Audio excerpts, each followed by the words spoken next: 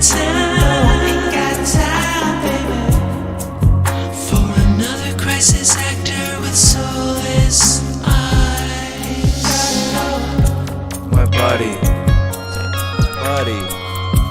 my buddy and me. Telecommunications Act of 1996. 96, y'all. Gonna filter your eyes and scrub your mind. The weatherman, he's just another bad joke. You can be a doomed little donkey like Eeyore. I'm gonna be an auto hoax, and it feels so good.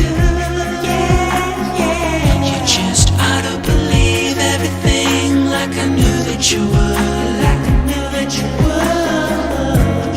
In my dream, you know I ain't got time, baby, for another crisis actor with soulless eyes. Ain't got no heart, ain't got no soul.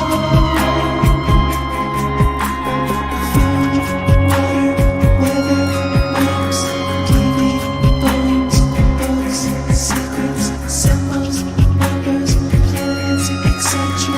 Nobody got no heart.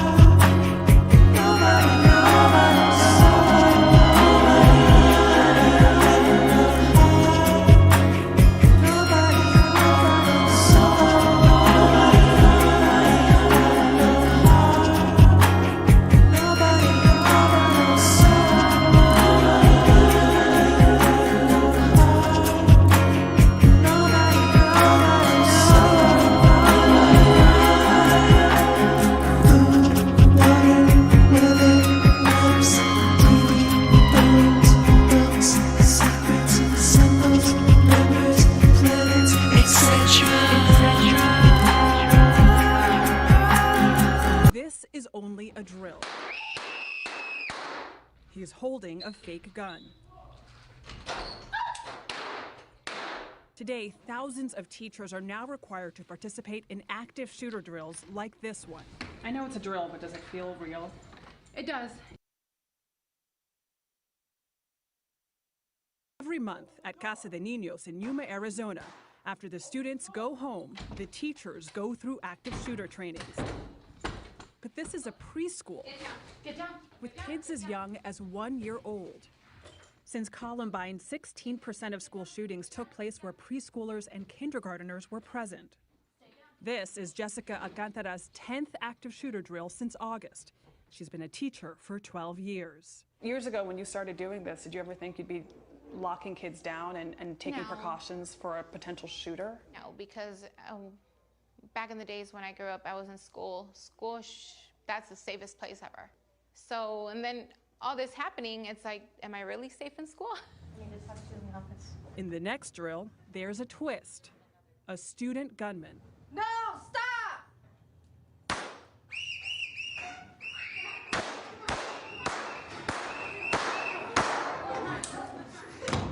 There's always that moment where, even though it's just a practice, it gets to you.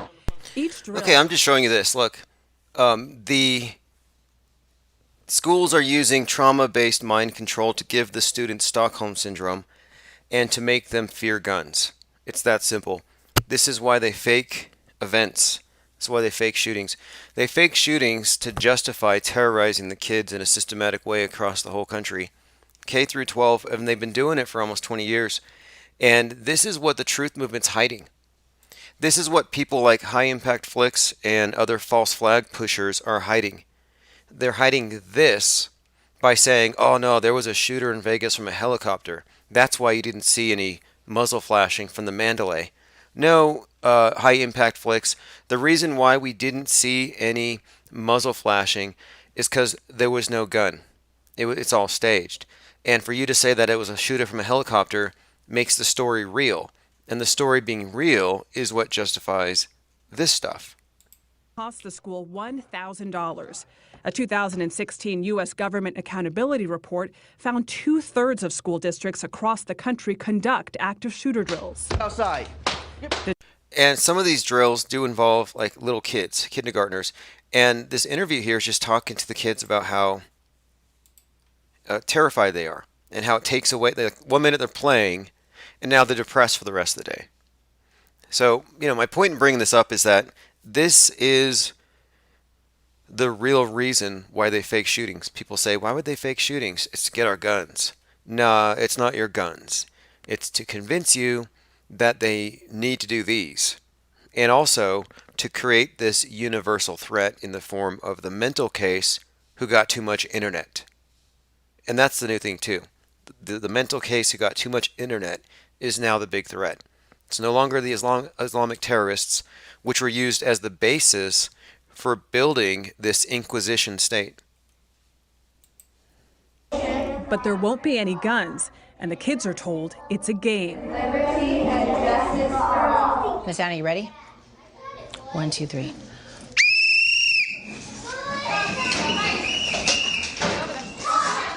Over there. Let's go.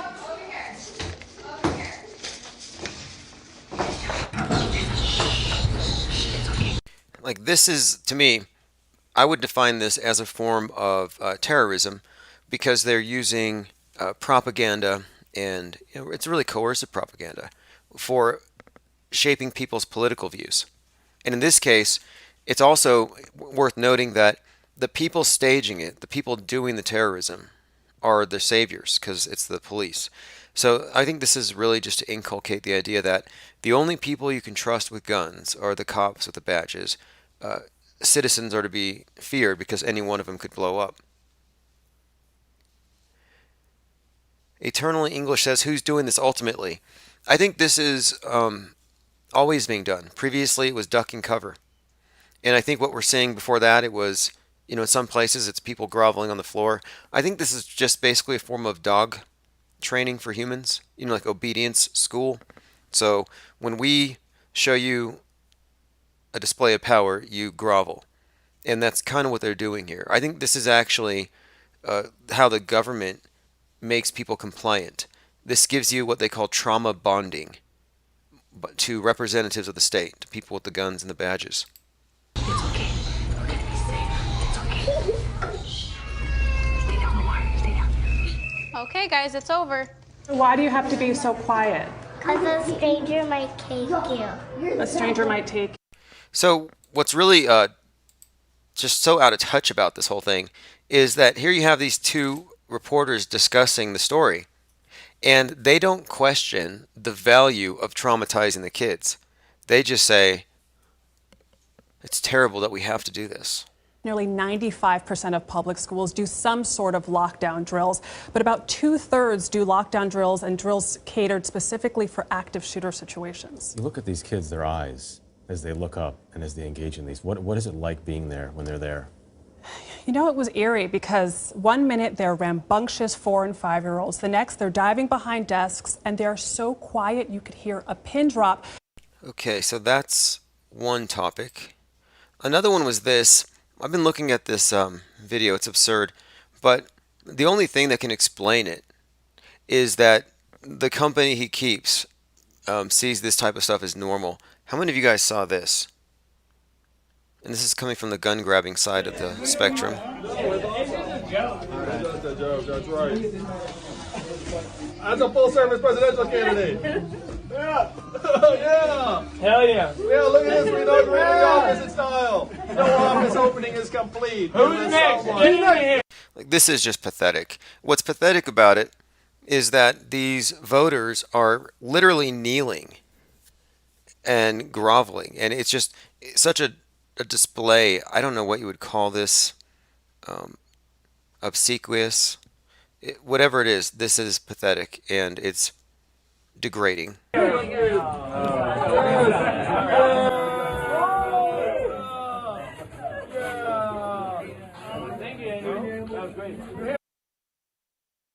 Amazing, right? He almost doesn't seem real, some of these characters. But do they not know, that the internet's always watching? And it's getting worse all the time. everything. Like there should be a rule book out there. Like maybe I just write it myself. You know, if you're going to run for office, don't eat on camera. Full Metal Jacket Bear. Well, that's my question. So for him to make these jokes and have this as like normal and to not see any sort of I don't know problem with the optics of it. And as a politician, as a trained politician, optics are everything. And so this is an image that he can never erase. And how can he not know that this was going to be the outcome? Anyone? And he was so clueless that he was going to continue until his handler actually had to step in and physically pulled him away from the hordes of kneeling voters with their mouths agape. You know, this is just, you know, you can judge a person by the company they keep, and I think you can kind of just, from this, you can be like, okay, we got some idea.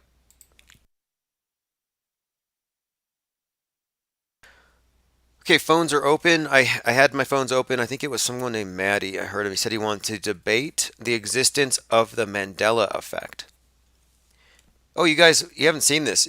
Let me play it one more time with the sound on, just so you know, like this guy is probably going to be your next president based on this. Because of this, in fact, let me follow him. He's not on float yet. Because of this, he's probably going to become your next president. I mean, look, let's just do this for comparison. Something else.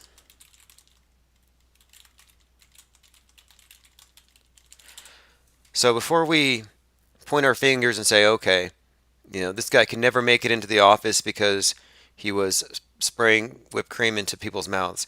Like before you think that that's a deal breaker, you have to remember just the context. You know, so this is all in the context of our president right now, who was making out with the mayor in drag before he was ever running for office, and voters had no problem with that. In fact, this might just be the new normal if you think about it. So Charity dinner, and it's pretty racy. This may be the best of all. Oh, you dirty boy! You, oh! 18 years later, the bromance is So I'm just saying, yeah, she's like, how dare you? That's where Greta got the line. That's terrible. But anyway, listen to this. Listen to Andrew Wang. This is just the worst. And he's got American flags back there, like halfway stuffed in a drawer. I mean, give me a break. Oh, we're doing this. It's just a joke. It's just a joke, that's right. That's a full-service presidential candidate. Yeah. Yeah. Hell yeah. Yeah, look at this. We know. He said, I'm a full-service presidential candidate. And according to one person on Twitter, that's kind of a term that has very specific meaning in conjunction with the act that he's pantomiming with a can of whipped cream that he shakes vigorously. I mean, look at this Opposite style. No office opening is complete. Who's next? Get in here!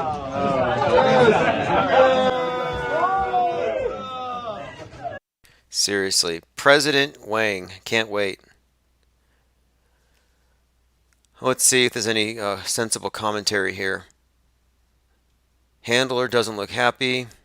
No, he doesn't. If he had any chance, this would torpedo it. Yeah, and of course, this is going to be memed to Timbuktu, you know, as you might expect. He could say it was a deep fake.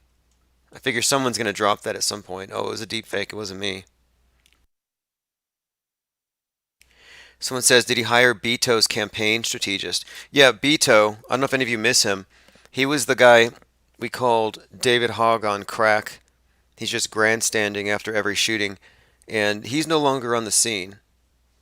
But his big thing was standing on desks. Like, that really impressed the voters. And this is what I mean, optics.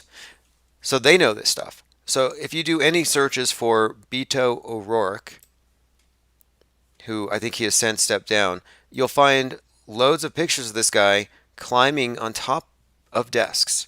Like literally just wherever he's at. Dozens of pictures. At some point during his speech, he's going to climb on the desk and everybody's going to cheer. I mean, you can see here, they actually cheer. Like, they clap for this. Like, it's some type of acrobatic feat. Like, wow, he's on top of the table with his shoes on. And that's a restaurant. Like, I'd have him thrown out. I don't care who he is. At a bar. So he does his little Coyote Ugly thing, or what movie is it? Maybe Good Will Hunting. No, what's that movie with Robin Williams where they get on the desks? Dead Poets Society. So he does this little Dead Poets Society thing, and everybody cheers, and it's like this big deal. And the reason why I'm bringing this up is it's optics. So every time you look at a picture of this guy, you're looking up, like he's extremely tall. That's what they wanted to create. Like, here's another example. Many of his campaign photos were taken from a mouse eyes view, so you're looking up. So they're like, okay, so knowing how much they generally pay attention, how meticulous they are as to how they're represented, it is a little unusual that this Wayne guy would just go full service presidency like that. But again, it may not be a deal breaker. Again, I think if there's any indication, it just shows that he probably. I wouldn't be surprised if Andrew Yang hasn't taken a part in this type of stuff. Already dinner, and it's pretty racy. This may be the best of all. Oh, you dirty boy, you. Oh. Okay. And I've seen some other ones that are just much more bizarre. Okay, so let's continue. Now, there is something else you got to see if you haven't seen this yet. And I guess it would be Super Recognizer would be the source. I guess you could call this conspiratainment. You could call it a conspiracy theory. But there is this, I would call it more than a theory. But there is this belief or this notion that Brett Kavanaugh is actually none other than his own accuser in some type of a bizarre, well, not bizarre, but we'll say sophisticated disguise. Like, quite literally. So I'm just going to put their faces together. I'm not going to try to make that case. I just want you to know that it's something that's being said if you haven't heard it. And we have found quite a lot to substantiate that it may be more than just a rumor, and just considering it in context. You know, look at the weirdos that you guys have to vote for. You know, is it all that unlikely that in between acts, you know, he just dons the wig? I mean, the teeth are the exact same. Exact same. Like, look at your eye. Use your eyes. Okay, so granted, this is a mask. This is the theory, anyway. No, look at this. This is just a theory at this moment. But it is being suggested that he's wearing a full head mask that includes the neck. And people have matched their hands, the veins, the biometrics in their arms. They've matched their teeth ad nauseum. I don't even ask the question. This is just typical Bohemian Grove type stuff like Nixon talked about. Also in the mix here, you had Alyssa Milano with the Me Too crowd. You had Parkland parents. So you had people from all across the whole PSYOP industrial complex converging on this Masonic drag show. Which again, isn't anything out of the ordinary when you look at this particular group of people. Think about it. We got video of your president making out with the mayor in drag. You think this is a stretch to say that Kavanaugh is Blasey Ford? No. You have never seen them in the same room together because she refused to be in the same room as him, right? Now, Breakaway Civilization says, remember Dallas Goldbug. Now, Dallas Goldbug was onto something in theory, but I do have to say that he's mostly disinformation, and he doesn't know about the silicone masks, so he misattributes these things to surgery, which is not what it takes. And also, he was arrested with methamphetamines in his car, so I tend not to cite him as a source if I can avoid it.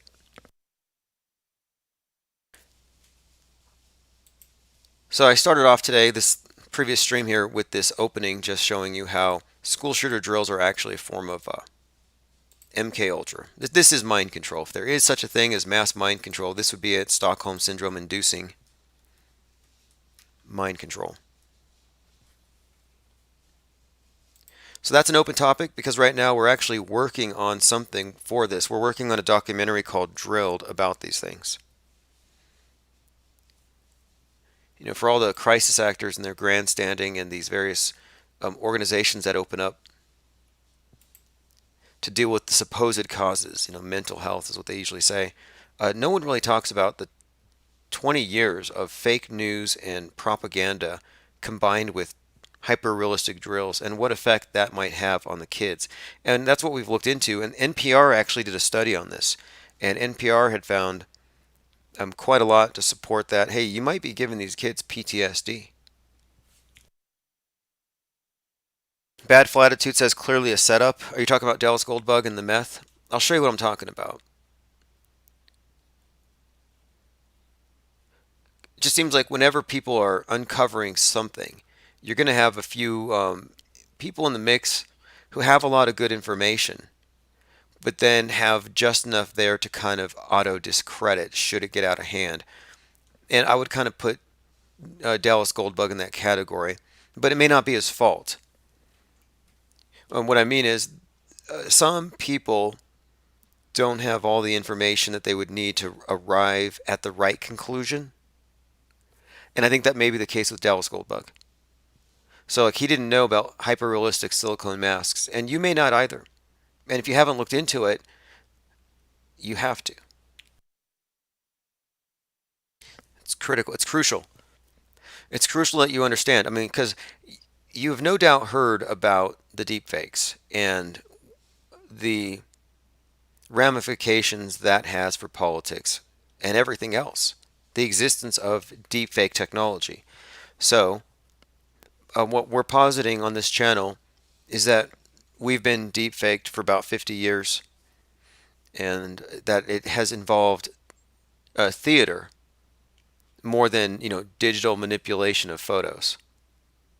A little side note, Miracle on Ice star Pavlik committed by a judge.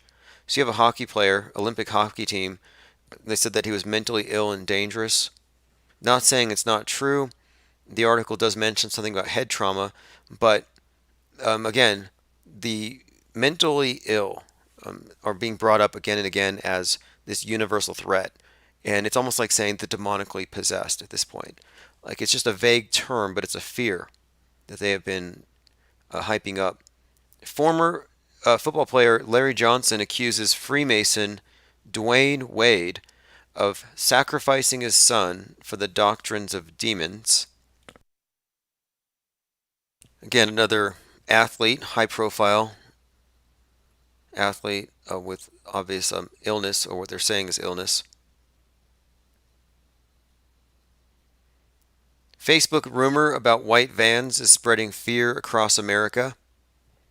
I guess they're saying that the white vans are kidnapping people and sending them into white slavery.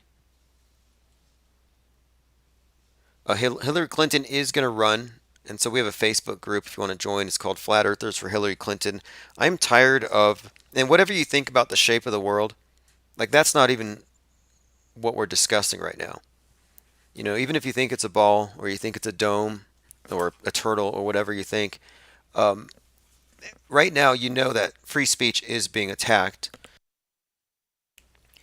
and that so-called conspiracy theorists, which is just a pejorative term for people who don't trust the news, we're being used as basically like canaries in the coal mine. Can they silence a segment of the population without the majority revolting? And right now, yeah, it looks like, your society's rejecting free speech as we speak. I want to create a library the size of one it would take to hold the number of books it would require to contain all of the content that YouTube destroyed. 500 million comments, several 100,000 channels, how many hours of video transcribed, how many millions or possibly hundreds of millions, if not billions of books would that be that they burned? I'm very interested to see how big that would be, and I want to create like a facsimile in 3D animation of this library being burned, just to kind of point it out. Hey, look, you guys are a bunch of book burners. But they're doing it in a very systematic way, and they're pigeonholing anybody who posits any conspiracy theory as a right-winger. You're on the right. You're an alt-right. And it's like, what? I don't necessarily want to be associated with a lot of the alt-right personalities. Like, no offense. If you're an alt-right personality and you're listening, like, I don't want Alex Jones to represent me. How about that? And I don't want his ham-fisted approach to truthing to reflect on what we're doing here. And what we're doing is just real-time mass media propaganda breakdown analysis. It's a post-media critique. If anything, it's film criticism. So we're not here spreading hate. And yet the media is able to say, well, these guys are spreading hate, therefore we can justify shutting you guys up. So I'm so tired of being pigeonholed as being a right-winger that at this point I'm like, you know what? Well, let's just publicly avow support for Hillary Clinton. So if you're on the right, if you're on the far right, if you're an anarchist, if you hate government, join Flat Earthers for Hillary Clinton. If enough of us do, I think we might be able to make some points with it. And possibly steer the narrative. Because I think we could inject a little climate change denial into the left and see how they deal with it. Maybe some pro-life stuff. They do it to you. You know the Clintons have actually paid to have Ku Klux Klan types and fake Nazis go and crash Republican parties, support Republican candidates. They do that all the time. The Clintons were having people dressed up in Bernie Sanders shirts rioting at Trump rallies. So they do this all the time. So, fight fire with fire. Look, Owen Benjamin de-YouTubed. But look at the take on it. I don't care. But this is another canary in the coal mine. Look at their take. This is Daily Dot. They're not saying, this is appalling. I may not agree with what you say, but I'll defend your right to say it. No, it says, he had his channel taken down because he pushed anti-Semitic theories. But the ADL can push anti-white theories. I think the white genocide narrative is garbage. I think that the white nationalists are garbage and kind of basement-dwelling keyboard warriors. But that doesn't mean that the ADL has a point, because they don't. They're fomenting bigotry against whites, poor whites, people who may fit certain stereotypes, and they've been getting away with it. That guy Borat really crossed the line a couple of weeks ago with his speech about, well, they gave him an award. The ADL gave him an award. And he's basically saying that we need the government to step in to stop the corporations from allowing hate. And I'm starting to even question if hate's a real thing. Is hate just a secular form of sin? Is it another form of blasphemy that we can just do away with? We don't need sin. We don't need this religious concept.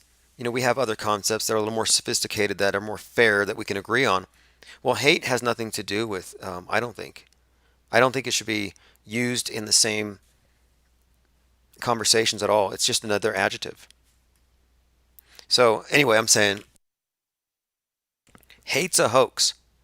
And not only is hate a hoax, but something like 70% of hate crimes are demonstrated to be hoaxes. And I've been saying this for a while, and I've been getting criticism for it, so I keep saying it. If the synagogue in your town has a swastika painted on the front of it, even if it's paint pointing in the right direction, just a swastika, whatever, check the rabbi's hands for red paint. And the same goes for any other group. So if Black Lives Matter has a bomb threat, you might want to see if maybe it wasn't organized by their leadership. Look. Just so you know, I'm not just... Okay, check this out.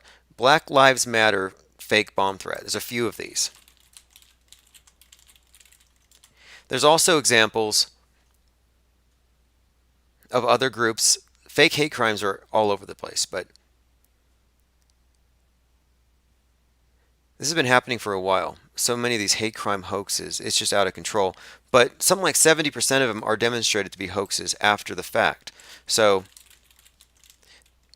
hate crime hoaxes, I think I saw 66%, but we'll go with that, because there was actually a study that this guy had done.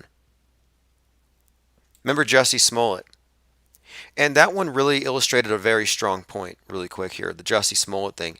Because if you follow that one, basically it was, hey, look, Jussie Smollett, a gay black guy, was lynched in a park by MAGA hats who dumped bleach on them and used racial expletives.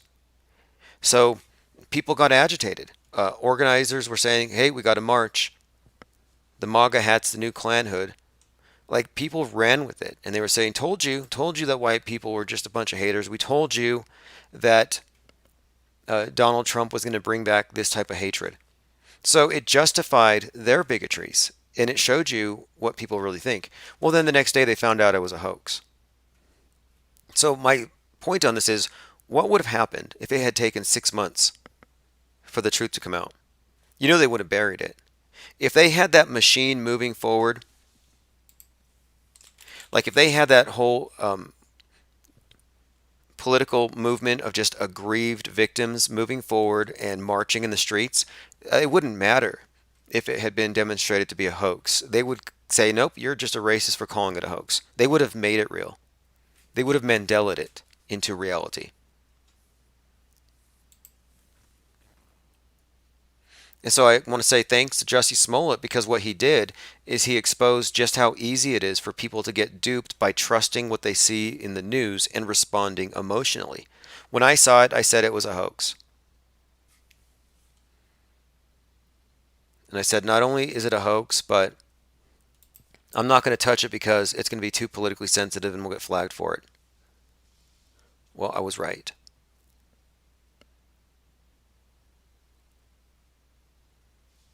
Well, hate crime hoaxes are more common than you think, and they do say that something like 66% or more that are reported are later exposed as fake. And I think the number might be higher. That just might be the number that are exposed as fake, the ones that, didn't get away with it. And it's usually an in-group thing. Like if you remember last election cycle, you had these churches that were burned, and there was a black church that was burned and it said vote Trump, and it turned out that the pastor had burned it. I mean, every group plays victims. And look, even the white nationalists play victim. They're genociding us. We're victims. Like, basically, look, if you're spouting white nationalist stuff in my chat room and you're not calling, then you're just an SJW. And you're hiding behind your mob. You're no different than a feminist. And I'm waiting for somebody who actually believes these things that they can chat about to call in.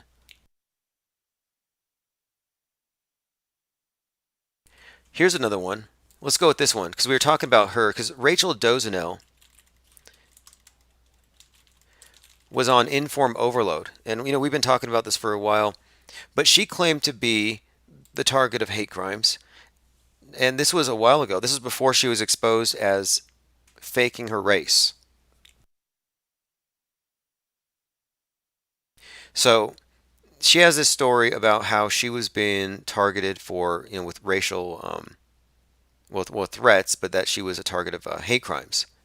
And she talked about how they supposedly found a noose in her house. Listen to this. There's quite a lot here, actually. 8 documented hate crimes when she lived in Idaho.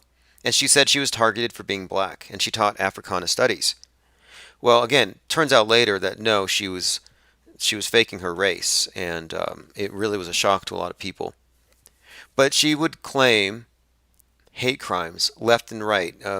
Apparently there was a noose found in the mailbox, and the post office said, look at this here. This year, Dozenel told the police that she received hate mail at the NAACP's post office box.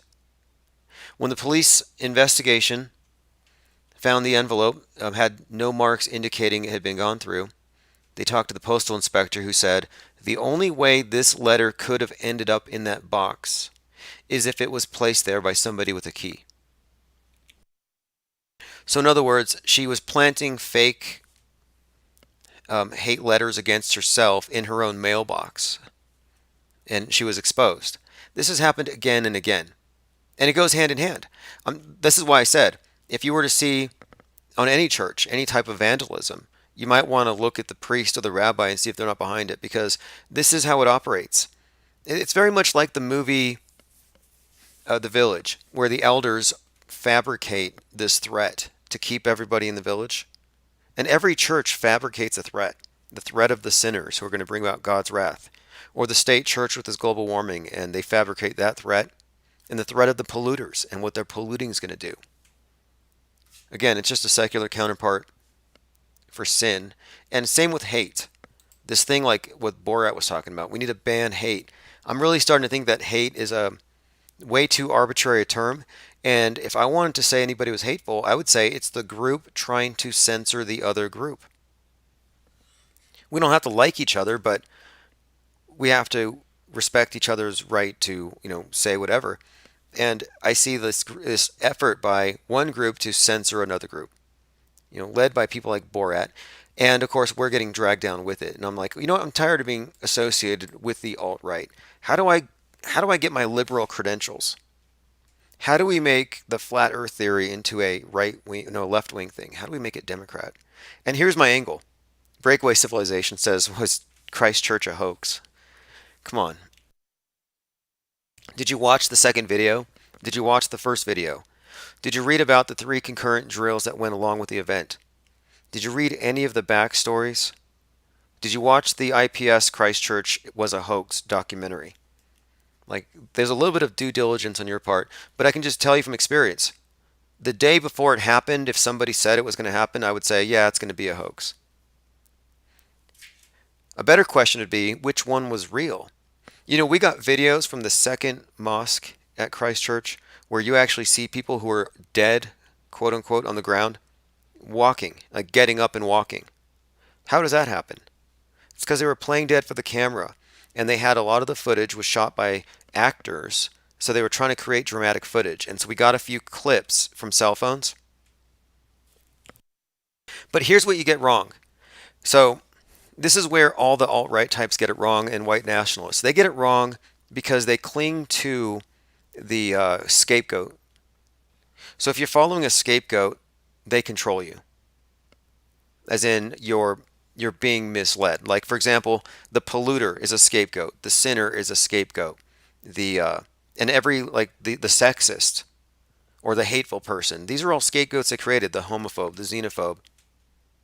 And so I'm like, well, you might be right in suggesting that some things may not have happened as you believe, but you're wrong if you're ascribing it to a specific group, because it's bigger than that.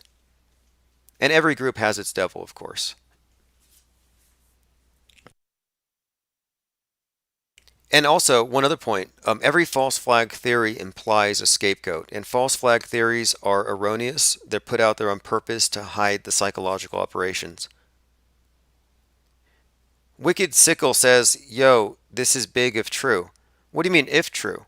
If you didn't know about Christchurch, or any of the other events that reference it, or the one that it referenced when it started, the one with Anders Breivik. No, all these things are integrated, and they're absolutely being used to censor us. Because of the New Zealand hoax, they changed it on YouTube so that you could not stream live unless you had 1,000 subs. And they said, well, we don't want shooters to stream themselves. So they use these fake events to justify real censorship, and that's why I think it's worth talking about, because they're using this basis that, well, the alt-right are so radical, we got to start censoring, and I'm just trying to get away from the alt-right. So you can find Flat Earthers for Hillary Clinton on Facebook if you want to help us change the paradigm a little bit. So Owen Benjamin banned from YouTube. My thoughts on this, I think it's crap. I don't agree with anything that he said. And you know what? I've actually quoted him just to explain how wrong he is, and I get banned for quoting him. I don't really think we ought to ban stuff. I think that people who are offended ought to avoid the stuff that offends them. I don't like boring movies. Do I think boring movies should be stricken from the platforms? No, I don't think so. Wicked Kid Sickle says, is Oslo attack a hoax? Well, yeah. Yeah, I mean, do you guys not auto hoax? Do you not know what that is? Go to autohoax.com and you can get a clue. The sooner the better. So you know that your media lies to you. But what you don't know is how bad it actually is. Wicked Sickle says, I watched the live stream and it looked pretty real to me. It looked real to you? What part? The part where the magazine was already there in place before the event started? Go check it out on my BitChute channel. They use squibs. They use actors. In the second scene, look, I got to show you this. New Zealand shooting, Windex bottle, fake blood. I'm pretty sure I've blogged about this, and I'll find pictures. Boom, right here. Okay, this is hilarious. You think it's real. Okay, the commenter who said that, oh, I think this thing in New Zealand is real. I want to show you something, because we went over this stuff with a fine-tooth comb. Okay? This is from the second mosque. First of all, this guy's covered in what? Blood. Look at the guy behind him.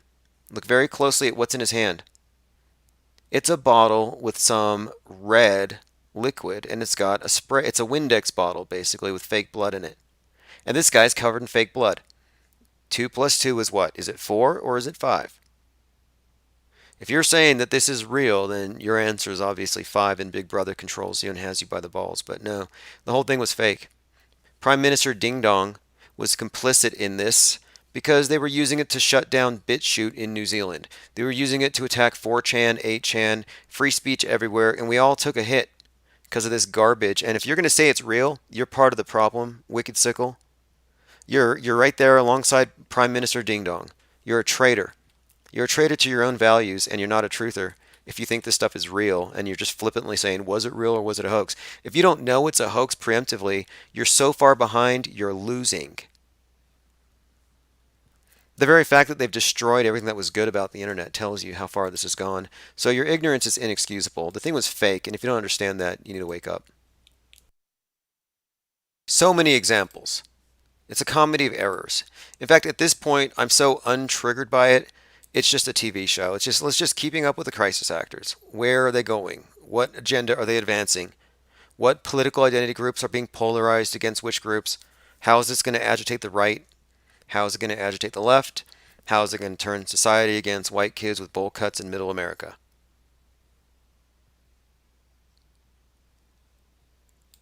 And yeah, they blamed this one on Anders Breivik, who was in turn blamed his on Timothy McVeigh. You know, they all shared the same manifesto, and even the El Paso shooter blamed it on manifesto, and even hinted at QAnon.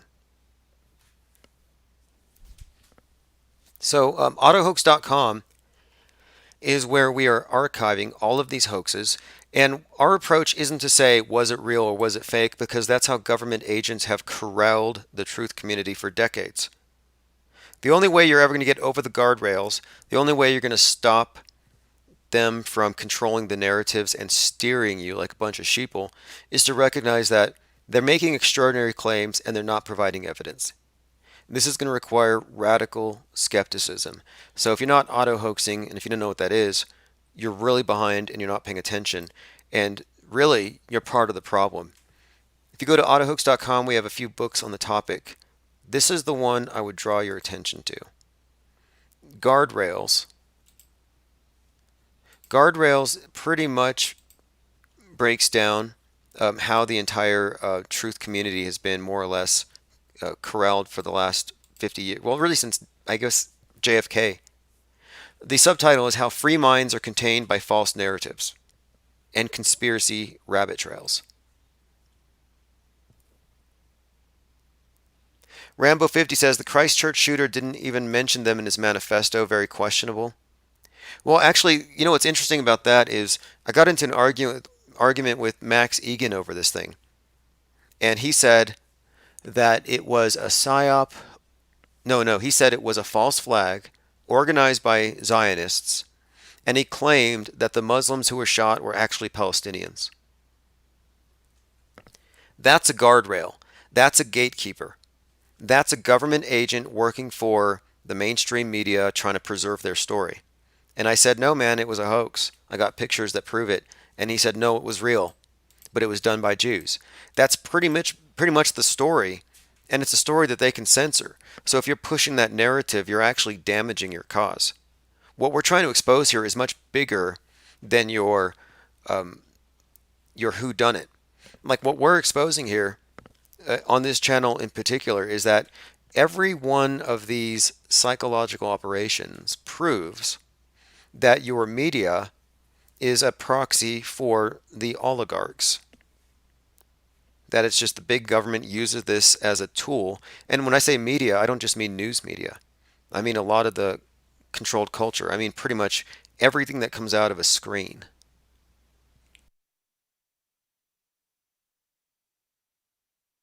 And we're at a point where if you are not making this if you're not making the fine distinction between false flag and a psychological operation, you're helping give the media cover to do this.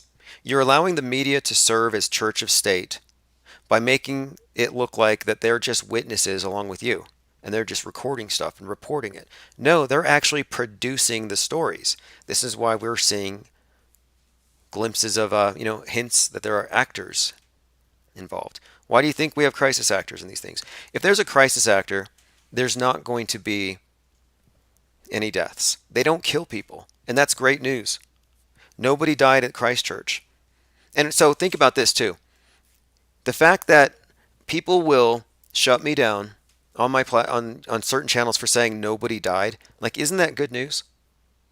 Why is that such a challenging statement that they would censor me for it? Eternal English says, who owns the media? Because he's probably trying to lead us to talk about Israel or something. Who owns the media is a very interesting question, though. I don't know. I mean, I would say, because it's bigger than just any one country, if we look at the bigger plan. Can we leave race out of the chat? Well, exactly. That's what I'm saying. Is like these are people who are they're compartmentalized though. They actually think it's about that. Like, do you believe in reincarnation? That's something I would like to know. It's actually a very important question too, especially for people who talk about saving their race. It's like your race is a construct that will transcend you. It lives on. It's lived before. It's a super organism. And I'm like saying like, well, were you a part of this race before you were born? Like, aren't you kind of asserting that there's some type of serial reincarnation in play or something? But someone says, who owns the media? Like that means anything. It doesn't really mean anything because we're not talking about ABC and CNN. We're also talking about all forms of mediation. So that would be your government, but it'd also be your public school indoctrination. It'd be your textbooks. It would be your universities. It would also be your entertainers, specifically pop culture, even the so-called underground stuff. You're going to have your plants everywhere.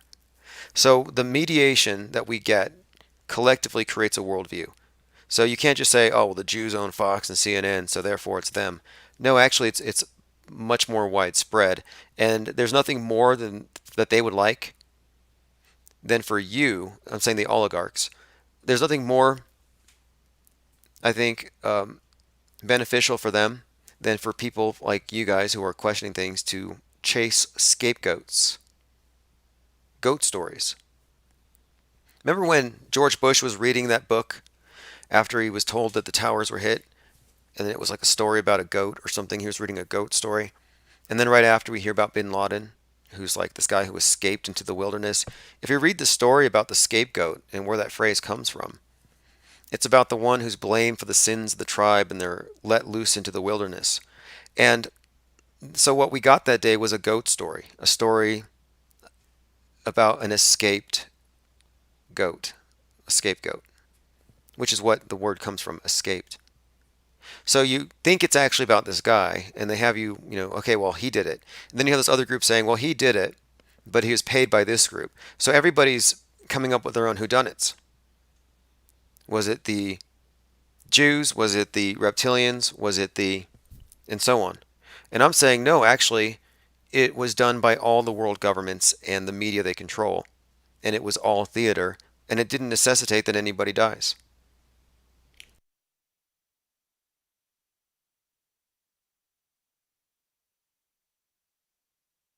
Going through your comments just to see if I've missed anything insightful or interesting. We got about 93 people watching.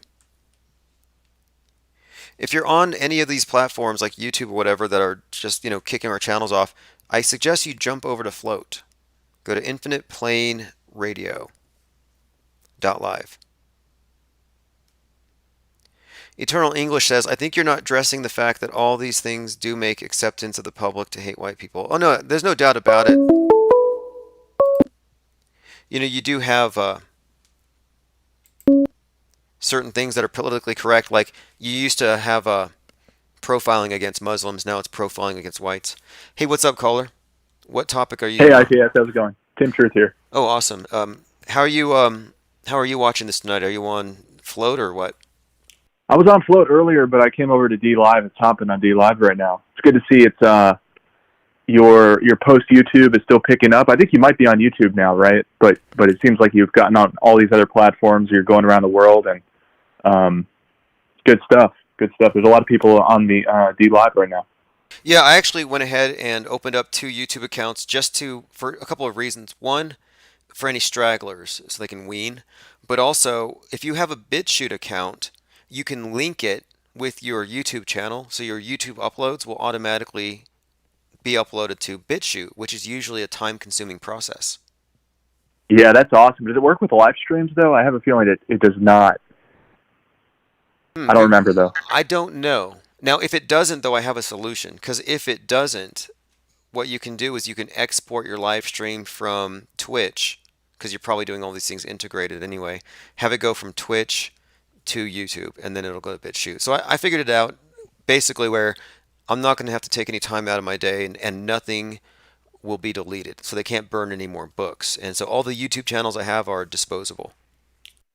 And speaking of disposed YouTube channels, I'm looking at this post you did on Float about Owen Benjamin, and you actually got the axe before he did, and many more times than him, but he got a similar message than you did, according to this screenshot from the Daily Dot. Please be aware that you're prohibited from accessing, possessing, or creating any other YouTube accounts. And this seems like a new, you know the whole history of how they ban people and what they tell them. You've gone through it numerous times. Is this a new thing where people are forever barred? You know what? I think that might be a new thing, the way they worded it. Like, they're really emphasizing, don't come back. And this is the exact one that I got. And I think this is also kind of skipping over the strikes. They're supposed to give you a strike. And also, one more thing, it bothers me that they don't tell you which video or what statement got you booted. They don't tell you which one. Yeah, it's terrible. It's terrible. And it just seems like they're trying to cull the free thinkers out of that platform. It's already so rigged. I mean, you were covering earlier, you were breaking it down about how the media is rigged, and a lot of it's fake. And by going along with it or saying it's a false flag and the media is just witnessing it and not producing it, people are part of the problem. But I think that the tech giants, as they're often called, are an even larger existential threat here, in the sense that they can programmatically and algorithmically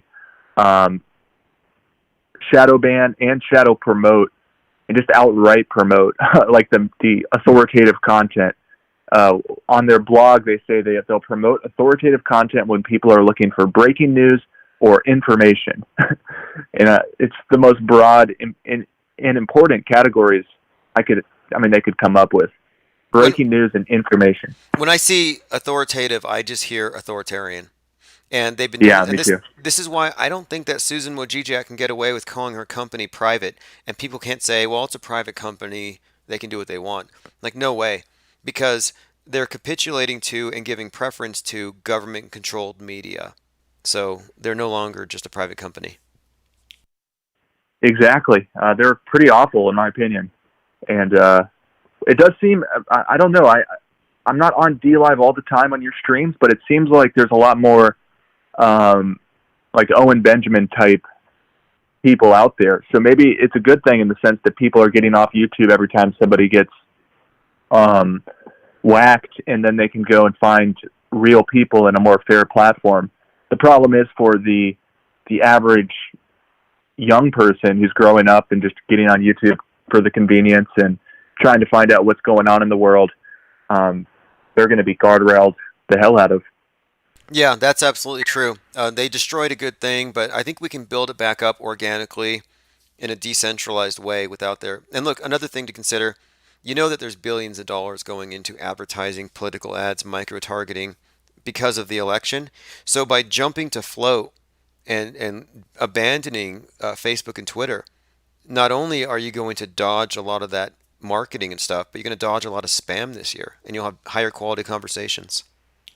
Exactly, and you probably know the marketing and public relation industries are much bigger than the amount they spend on obvious advertisements. So it begs the question: what are they doing with all these funds? And it's really just trying to deceive people by like product and ideological placement using influencers. So people don't even know when they're getting propagandized these days. They're not going to come on with a 30-second spot telling you to vote for a politician. That's just a red herring. So I got a question. In your opinion, if 100,000 people, no, we'll say a million. We'll just say if 1 million people join the group called Flat Earthers for Hillary Clinton, do you think the media would ignore it because they want to keep conspiracy theorists pegged as alt-right? Or do you think they would acknowledge they have a problem? I don't know. I haven't put much thought into it, but I get a laugh every time you say Flat Earthers for Hillary Clinton. It's got comical value at the very least. As far as how they would react to it, your guess is probably better than mine. It does put them in an interesting position, though, and it's funny to me. It's very funny. What are they going to say? We don't want your votes. And I'm just saying at this point, they're using people whose opinions may not reflect my values or my opinions, and they're using them to attack me. So I have to pay for the sins of Alex Jones because he's the scapegoat, and I'm being scapegoated along with him. I have to pay for the sins of Owen Benjamin. Yeah, that's crap. And it's definitely selective because, in my view, Borat made the most hateful speech probably of the last 50 years. Did you hear that speech? Oh, yeah, it was awful. It was awful. I used to be a fan. I remember you saying you didn't ever like his comedy. I don't know. Maybe I think I might be a bit younger than you. I thought it was so funny when I was growing up. When I was a kid, that was like my favorite show, the Ali G show. I don't know why. I like watched it to death on my iPod. But yeah, it was kind of sad to see someone I liked just go full fascist and just play right into their hands. And it was sad when I woke up and I realized that his HBO show there was really just a propaganda tool. I mean, comedy is one of the best ways to condition people because you tell them what is mockable, what is ridiculous, and you use a laugh track as a very powerful weapon. So his speech was awful, though. And they turned off the thumbs up and thumbs down. And oh, they did. I don't know if you saw Nancy Pelosi's speech today. Someone asked her, or not speech, press conference or something. Some reporter asked if she hated Donald Trump, and she flipped out, and she's like, "No, I was raised a Catholic. I don't hate anyone. Why do you say that?" And I'm just like, why are they making hate a bad word? To me, it just means extreme dislike. And at this point, it's like they just don't want us to have any emotions. They just want us to have one emotion, and they're supposed to consume all of their crap and just nod our head and smile. And I think we should be.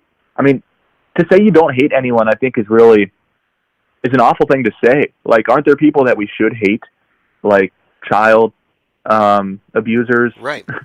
Yeah, they definitely want to take control of the word hate, and they want to own it. Like, if we're going to be fair, though, the ADL is very hateful of their target. And then, of course, the white nationalists are hateful of their targets. And every group, the commies are hateful to capitalists and vice versa. And it's just... Exactly. You brought up a great point. What's more hateful than trying to silence somebody you disagree with? Because you say that their ideas are unacceptable and they have to just be quiet or get fined or go to jail or something like that. It's so hypocritical. Now, in fairness to Borat, I'm not familiar with much of his comedy. I just saw one where he's in a mankini. That's the only one I ever saw. But when I saw that speech, I was like, okay, look, this is what they do. They take the best comedians, they take the best artists, or they're pretty much doing this for life. This is like it could be a deep fake thing where it's a lifelong role of basically being a political agitator disguised as an entertainer. And comedians fall into that. Bill Maher's show, Politically Incorrect, was the most politically correct show. And you know what? This is how you know it's integrated with these psyops. The day before the El Paso shooting, which was blamed on a Trump guy, a right-winger, the day before that, on Bill Maher's show, there was some guy in the audience who booed him for insulting Trump. And Bill says, "Hey, security, search that guy. He's a Trump supporter. Make sure he doesn't have a gun." And everybody laughed. So they are skillful. I used to like that show too. I mean, they make life hell, and then they give you a couple of things that seem good in comparison, and then they brainwash you with that as well. That's like what I look at atheism now as. But also SNL. Remember that you brought that what's it called? The intro to that SNL show to my attention on one of your shows, where they were making fun of somebody for having a gun and for saying Beyonce was white, and the Earth is flat. Yeah, that's right. The Earth is flat, right? Yeah, man. Hey, but the reason I called, and that was me calling earlier before you had to like restart. I'm just so curious about the Mandela effect. Like, I'm totally against that theory, but I don't really understand what they're saying, and I know you're researching it a lot. Like, I put in the comment on Float that I think Mandela effect debates are always really funny, and then the CEO of Float, King, said, "Let's debate, Tim Truth. Mandela effect is real in his opinion. Some examples are BS, but some are very real." And he says, Ed McMahon worked for Publishers Clearinghouse. And all these examples they give are like commercials from 30 years ago or Hollywood movies from 30 years ago. And I just don't get the importance of it and exactly what they're saying. So that's kind of my question. Yeah, that's very good, because I'm curious to see, is this something that only affects people in a certain demographic? And I've said, like, a lot of people who fall for this say, well, like, for example, one person I spoke to said, the word dilemma used to have an N in it, now it doesn't. And so for him, that's evidence of reality having shifted, a letter. And I'm like, well, in China, they got 5,000 characters to communicate with, and we got 26 letters in our written alphabet. Do they have a whole lot of Mandela effects? So no, I think it's way too culturally specific, and it targets a very specific demographic. I don't think it's going to affect millennials. So, as far as what it is, I think it's a bandwagon effect, and it's based on a parlor trick, which is playing on how malleable our memories really are. Now, is there an underlying motive for these people peddling it? Like, are they simulationists or something, and they're trying to come up with some evidence for their claims? Because I really don't understand why they're fascinated by it and like want to start fights to defend their honor on it. It's like, it doesn't seem important to me, and I don't even understand what they're claiming. Like, I've heard you summarize it as like they think the universe is changing, or sometimes I guess people have been saying that they think that the controllers are injecting change into the historical archive, but I'm just so at a loss of like what's the relevance, and it seems like people are just losing their minds here. Right. Well, here's an example. I guess the main example that's probably going to be brought up in the movie that comes out today is that people remember as a kid that it was Fruit Loops spelled like fruit is spelled, and now it's spelled with OO. So they're saying that since 10,000 people on YouTube remember it a different way, they're right because they all agree with each other. So they've actually created echo chambers over misremembered catchphrases and logos. That's all. And the thing is, because they reinforce each other socially and they tie it into their bigger worldview, it's actually become like part of a belief system where it's sort of a miracle. And they're like, hey, look, we've collectively experienced a reality shift, and they call the rest of us denialists because they say that we're not willing to acknowledge what they know to be true. So we're not awake to it yet. And ultimately they say it's proof that God is directly guiding them. So it's actually a miracle, and it's very much like any other religion. It's a miracle cult. Yeah, that angle, I forgot to brainstorm that in my list of possibilities. That angle is probably the most ridiculous in my eyes. And I'm not claiming to have all the answers or to be right, but it just, on first blush, like, to think God is, like, testing you by changing how Fruit Loops is spelled, or changing whether Darth Vader said, Luke, I am your father, or whatever he actually said. They have to be jumping to the wrong conclusion here. And it's just a waste of time, in my opinion, because none of the conclusions seem like they really even matter. I mean, except for maybe I mean, I guess they would if it's true, but I haven't been convinced. And why aren't there more important examples of this?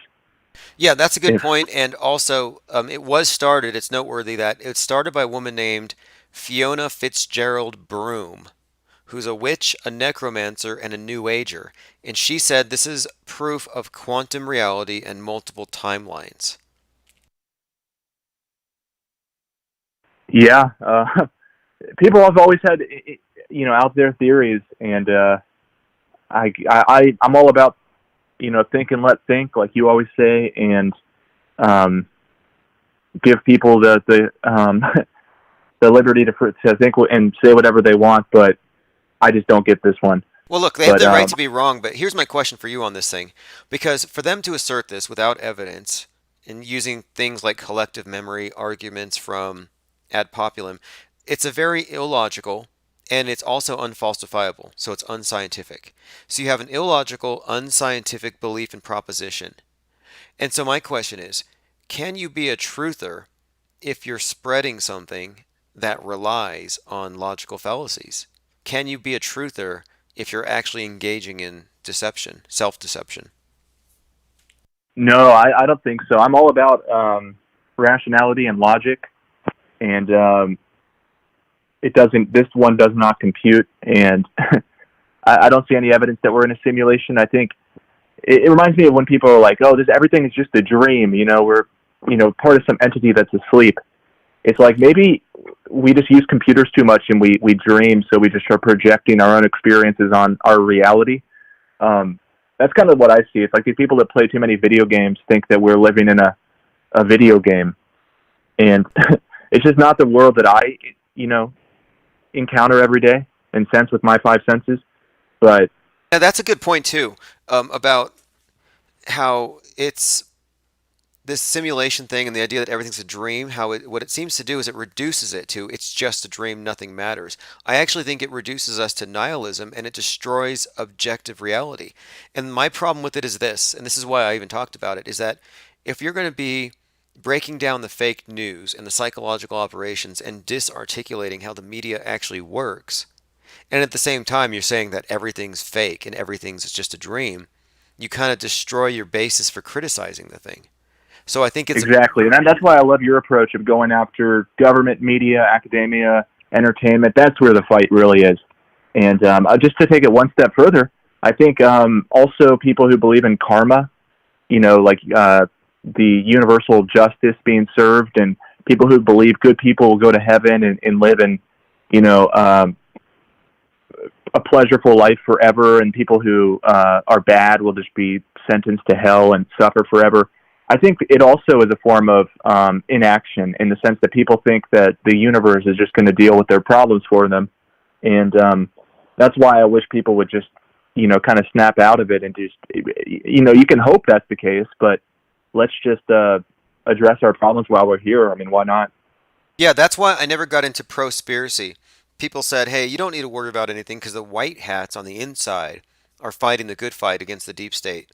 And even though we were told that the deep state are eating babies and drinking adrenochrome, they say, "Oh, just chill, let the white hats do it."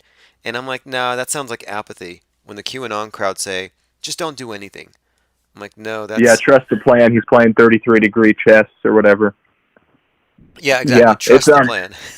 it's ridiculous. And it's like the shallow state's okay, but once they get too deep into the state, it's a real problem.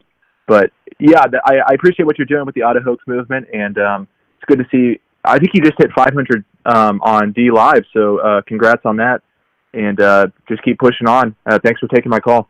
Yeah, hey, thanks a lot, and yeah, thanks to Susan Wojcicki for screwing up so bad. You're going to help everything else grow that much faster. Thanks, Tim. Yeah, I hope they purge the whole site. That'll actually do us a big favor. So exactly. Have a great day, man.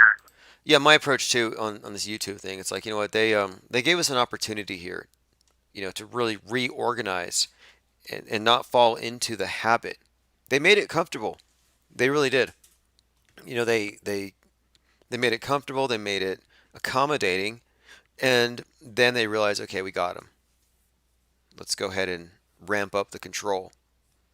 And as you can see, I think they overplayed their hand. Yeah, but the deep state versus not deep state, it's a lesser of two evil arguments. How about anti-state?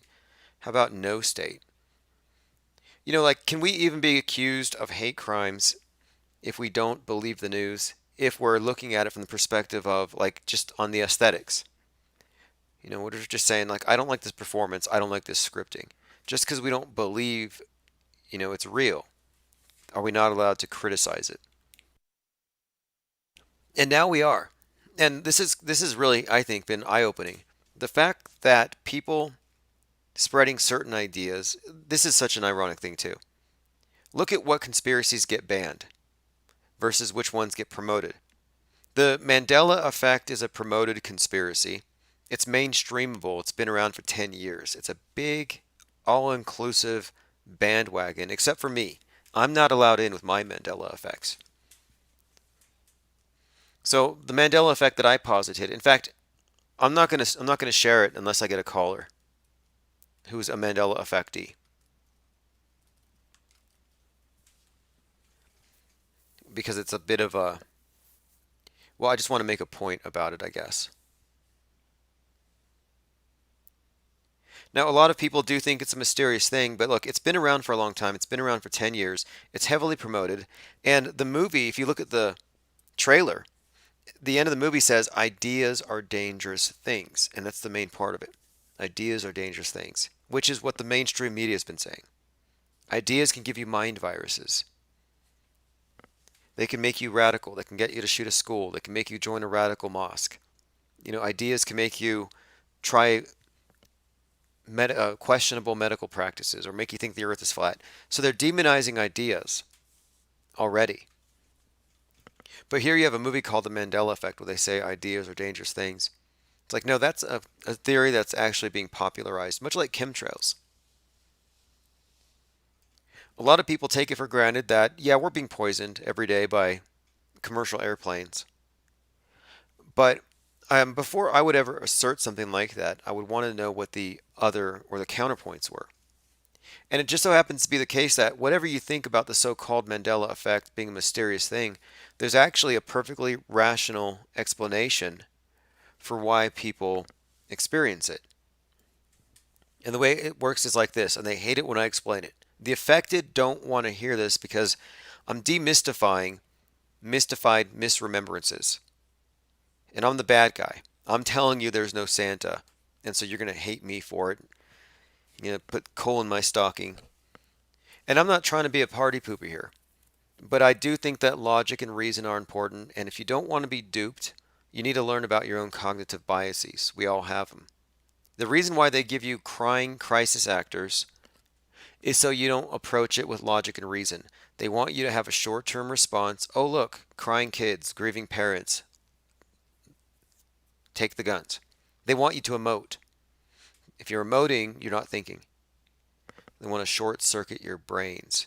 So when I look into the Mandela effect, what I'm actually seeing here is a prime example of how they mess with your mind. And it works like this.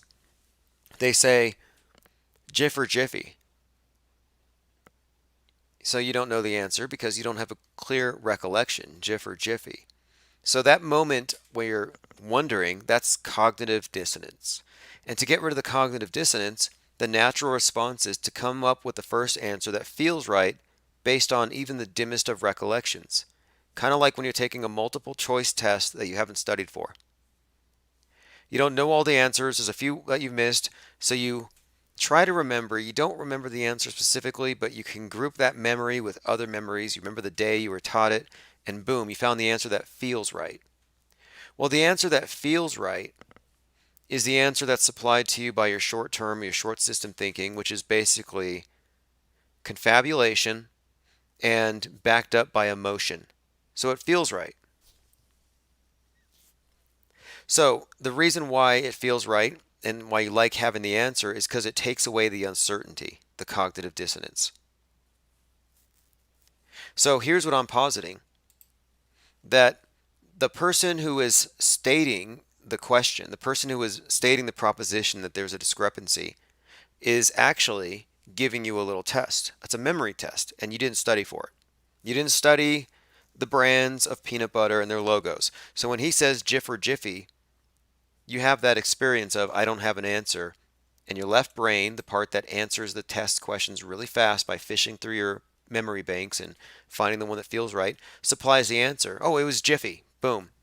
And once you answer it internally and agree with it and say it was Jiffy, that's when you're learning it.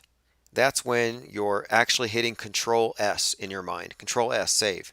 That's when you're saving the memory.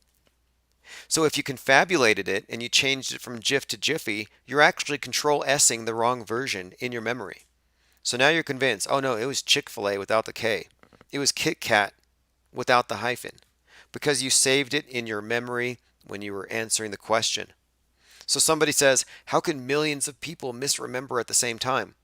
Well, because it's a viral internet phenomenon where they're being asked a barrage of questions until they find one, and they're all intended to cause you to provide a short-term answer to an ambiguous question, which you wouldn't know the answer to. If you called your friend and you said, have you noticed anything funny happening with your peanut butter lately? Your friend wouldn't know. Oh no, my Jiffy changed to Jif. They wouldn't have any way of saying that. They would just say, I don't know what you're talking about. But if you say Jif or Jiffy, you actually set them up by framing the question. That's the interrogator bias. And when you add to it the fact that millions of people agree with you, even if you're wrong, and this is also a double bind. So, for example, if you're right, you're wrong. If you're wrong, you're right. A double bind proposition is a dilemma. It's a dilemma where no matter how you answer it, you're screwed. So anytime you engage the Mandela effect, you are wrong. It's that simple. If you ask the question, or rather, let's say you're being questioned about the Mandela effect for the first time. Well, whatever you say, your answer is wrong, because if you are in agreement with reality, now you're wrong according to the Mandela affected. Eternal English says there's plenty of evidence of the changes. Yeah, sure there is. Call and tell us. If you actually believe that you've seen evidence of reality shifting, call in, because that's a big deal. You know, don't go claiming miracles and not back them up.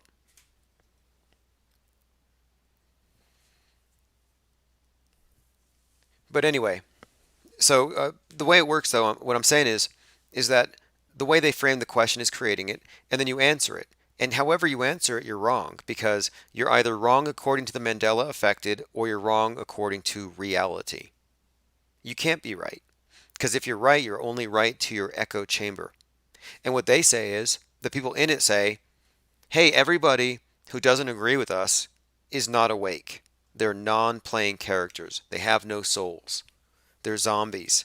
They basically hate your guts if you don't think that the Berenstain Bears used to be Berenstein.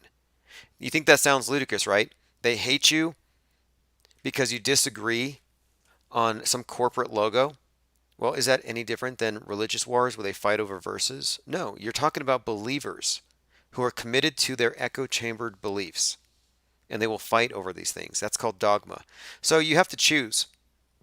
You have to choose between logic and reason, or dogma and belief. Eternally English says, I'm in the UK. There's no way I'm calling you. Ha ha ha. I've seen the old versions and the new versions of products and things, etc. I'm calling bullshit. I'm actually invoking Hitchens' razor. Any extraordinary claim without evidence can be rejected without evidence. So Eternally English 84's claims that he has seen the shifts in reality can be dismissed. You can be dismissed. It's in the UK. It's got to be late, right? It's called the misinformation effect. You know, you were wrong. It happened in your head. Nobody rearranged anything at all. The only thing stopping you from recognizing this is your ego. As Mark Twain said, it's easier to fool a man than convince him he's been fooled. It's easy to fool you. Like, check this out. I got a Mandela effect for you, and you're not going to like it. In the TV show, or in the movie A Christmas Story, the catchphrase is, as I remember it, You'll shoot your eyes out, kid. Remember the kid wanted an air pistol? Or he wanted an airsoft rifle? A BB gun? And everybody said, you'll shoot your eyes out, kid. Santa said it, the elves said it, his parents said it, his teacher said it. Why would you want one of those? You'll shoot your eyes out. And I'm the only person that remembers it that way. Everyone else says, no, it's you'll shoot your eye out. Well, I look on the internet, and it actually is, you'll shoot your eye out. So, I say to the Mandela affected, what do you think of my Mandela effect? If I'm the only one who claims it. And they're not in a position to deny it. Nice, Tim Truth. He comments, oh, the white nationalists are Mandela affected. Yeah, isn't that funny? Mandela effect is like a Trojan horse. It just gets in there anywhere. Paul Bear says belief is the enemy of knowing. Well, exactly. And the Mandela believers do not know. It's self-deception. And it also backs up physics. I mean, it makes Mikio Kaku sound like he makes sense.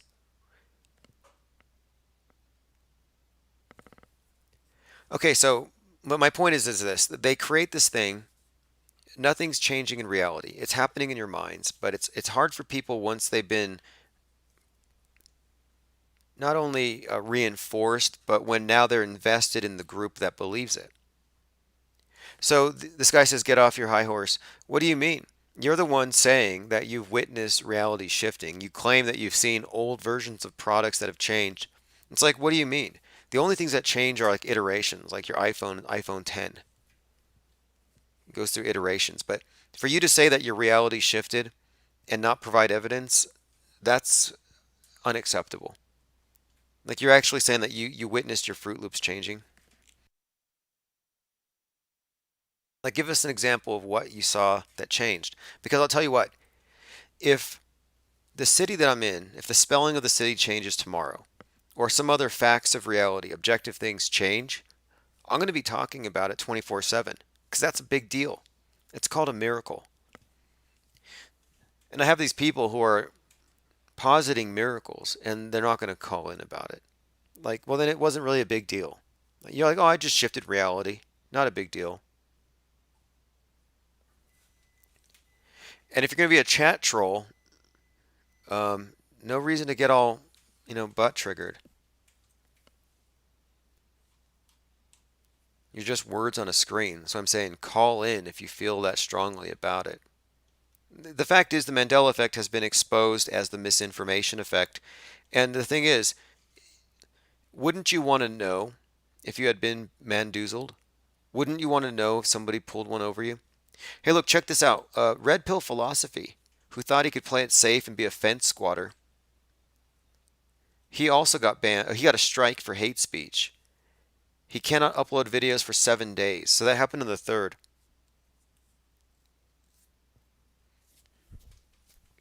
Let's see. This guy wants to call in, but he's in England. Maybe you can use WhatsApp. You can use Google Hangouts. We have some options. Breakaway Civilization says, our skies have changed dramatically according to the electric universe theory. What about climate change theory? Then you have the chemtrail truthers. Here's an interesting one. I was talking about how on all sides of the spectrum they have the same basic scapegoats, the same templates for mind control. So if you're on the far left, you fear the skies. You think the skies are falling. You fear the pollution. You fear asteroids. But basically it's the climate. It's the sky is falling if you're on the left. But you're on the far right or alt-right, chances are you're scared of chemtrails. So you're scared of the clouds. The sky, again, is a threat. You fear Project Bluebeam. You fear the imminent staged alien invasion that's going to trigger the New World Order. Like, no matter where you are on the political spectrum, they make sure that you fear the sky. Or if you're apolitical, they make sure you're religious enough to fear God, and he's a sky daddy. Or if you're an atheist, you fear asteroids. Is there anybody here who doesn't fear the skies? Jim Bridenstine, NASA chief, Chicken Little in charge there, says we need to start treating asteroids like something out of the movie, something out of reality, not the movies. It's not science fiction anymore. And of course, if you didn't know, the hidden agenda behind asteroids is international cooperation in space defense. So instead of air defense, we all need to defend against asteroids. It's a universal threat.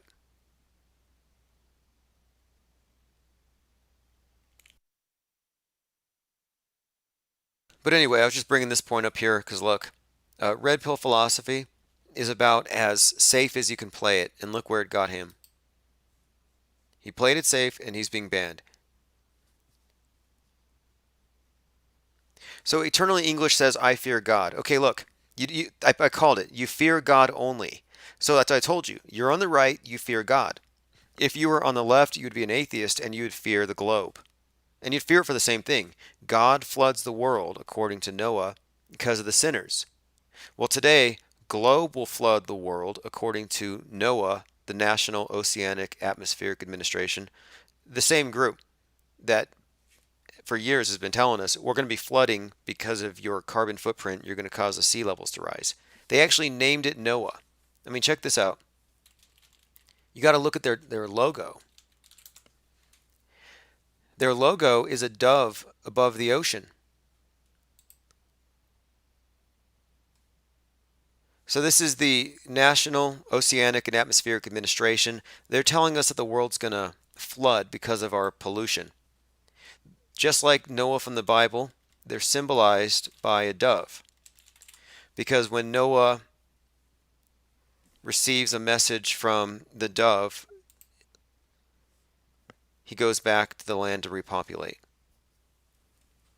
So the ark of today, I would consider it to be, well, the space arcs, of course, the space program, escaping the Earth, but arcs are going to be pretty much like the smart cities, the environmentalist, sustainable environments.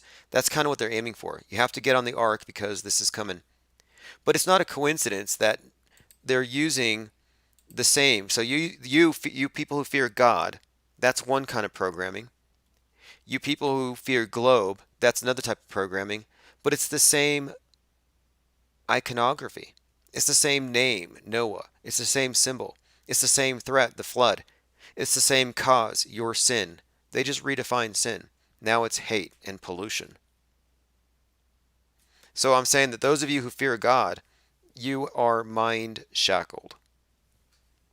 If you have that kind of programming, it's like fearing nukes, fearing school shooters, fearing the climate. Basically, Big Brother, who wears different masks at different times, he basically has got you.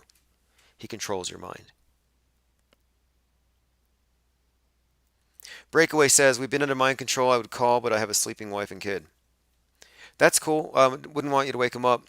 But look, this is something else to consider, is that this is just a new iteration of the old fear.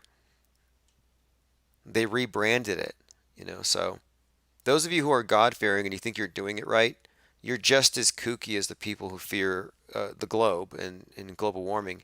And you're all just as kooky as the conspiracy theorists who fear, HARP and, of course, chemtrails. Like, I'll be quite honest, I don't fear any of these things. I'm not even afraid of CERN.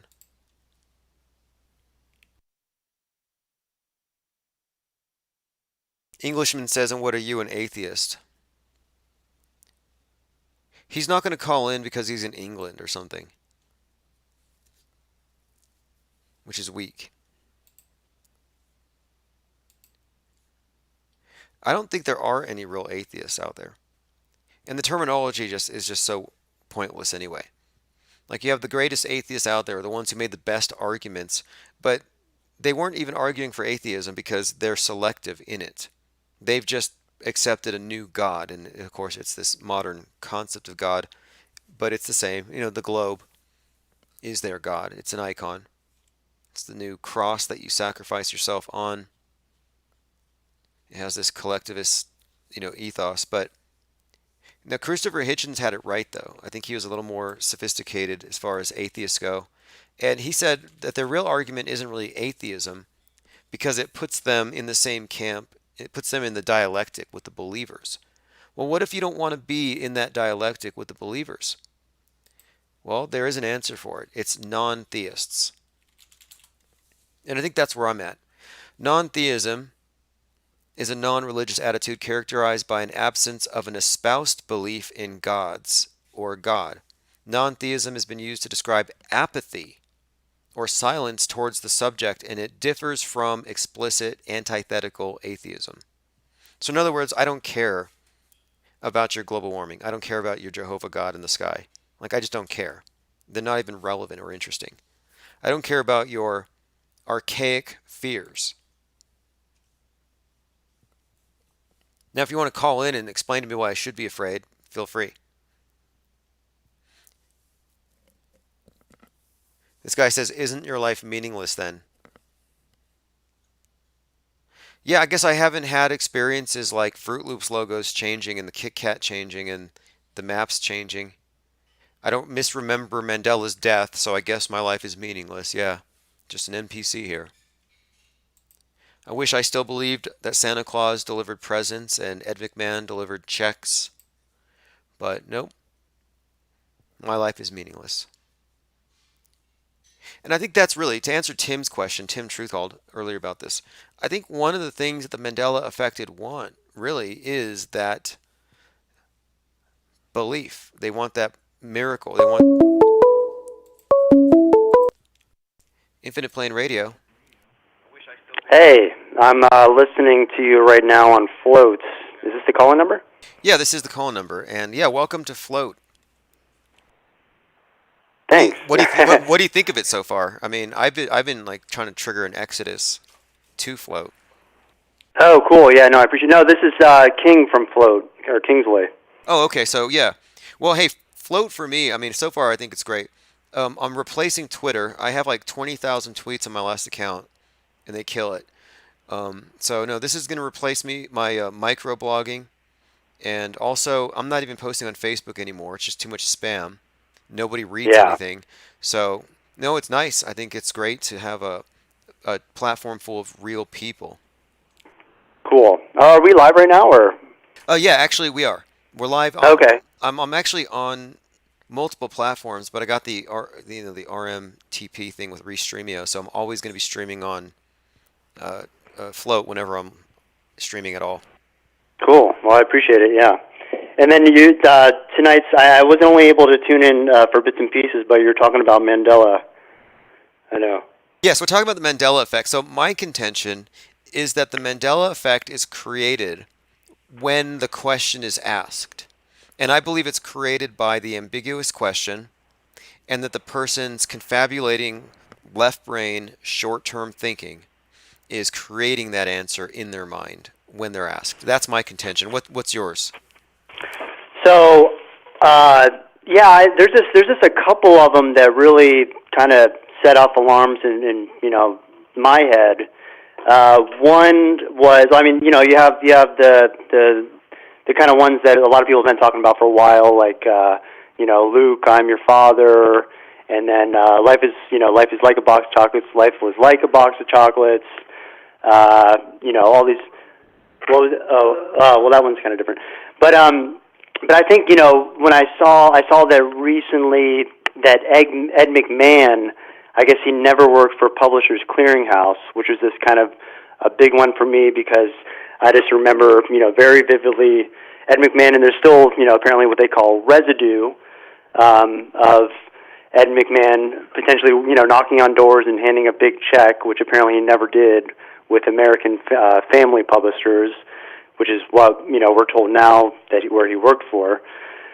And then so that was a big one for me. Another big one for me. Oh, now I'm drawing a blank. I just used to be just such a huge James Bond fan, and in the movie Moonraker, there's a character, I believe her name is Dolly.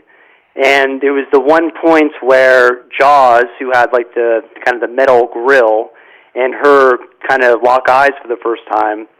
And I remember, her having braces in that movie, and that was the whole. Now the scene doesn't even make sense, where she doesn't have braces anymore, and so now they look at each other, and they kind of love at first sight, and that was the big connection between the two. And now she doesn't have braces, so the scene doesn't even really make sense anymore because it just there was really no other reason why they had this kind of connection. So I don't know. I thought those were just kind of interesting. Yeah, that one. Okay, so that one I looked into recently, and yeah, there was even a reviewer on the day that that movie came out, and he said the only thing missing is they should have given Dolly braces, and so that the person who the video that took that one apart was basically saying it seems like people expected it would have been more harmonious, and so they they kind of put that in their mind, and so we have a lot of catchphrases where people misremember things for various reasons. But here's the thing. I think the reason why the Mandela effect is so jarring is that every one of the questions, every one of them brings in doubt. And when you bring them all together, it's kind of mind-blowing because you're like, wow, I got every answer on that test wrong. And even when I got it right, the Mandela guys tell me I got it wrong because of the effect. So I think it's kind of a clever parlor trick that plays on human memory. I mean, that's where I'm at with my interpretation of it yet. Are you of the opinion that it just takes one? Because that's what they keep saying. They say if you see one, it's going to kind of undermine everything.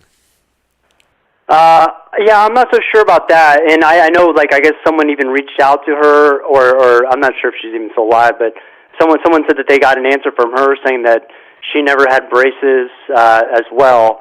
So I think if they're able to, if they're able to manipulate past history, then they can manipulate a lot of things. I don't know exactly what's causing it, but it is very interesting because I know for sure, like that scene is very vivid in a lot of people's minds. And same thing with Ed McMahon. I've been basically asking everyone, hey, what was the name of that company that Ed McMahon used to work for? The sweepstakes company. And they, 90 or actually 100% of the time, it's if they know the answer, it's Publishers Clearinghouse. So that one, man, that one gets people though because they play into it. So Ed McMahon even does skits, and jokes are made all the time about, oh, Ed McMahon's going to deliver me a check. It shows up in rap lyrics. And so people will say, well, this is evidence of significant tampering with reality, or it's residue, or it's writers of these skits and the popular culture at large is all responding to the misremembered catchphrase. So, but you have Ed McMahon going on Jon Stewart's, and then Jon Stewart getting it wrong, which doesn't really make sense. I mean, Jon Stewart would know what company Ed McMahon works for if he's going to have him on as a guest. And you have Johnny Carson, video of Johnny Carson on, I think it was Letterman or something like that, delivering a check to David Letterman, and they talk about how Ed McMahon wasn't, sorry, Ed McMahon couldn't be here. And Johnny Carson delivers, I think it was $1 million check to whoever the late night show host was that says Publishers Clearinghouse on it. So it's just like, it's very, there's just, I'm not saying that I know the answers, but I'm just saying there's definitely something. It seems like something very strange is happening. That one is sinister. If you take it like, okay, so if I consider it as a hypothetical, I'm like, okay, let's say this is true, and then I see this skit with Johnny Carson or Jon Stewart, and I'm like, okay, if this is true, then not only is there some serious reality tampering, but there's also this element of mockery, which makes it almost sinister. Yeah. Oh, well, I'm starting to believe that that's what it is. It's very strange, and it kind of goes into the whole. I mean, I think that you're starting to hear, if you listen to Elon Musk, what he talks about in his technocratic ways.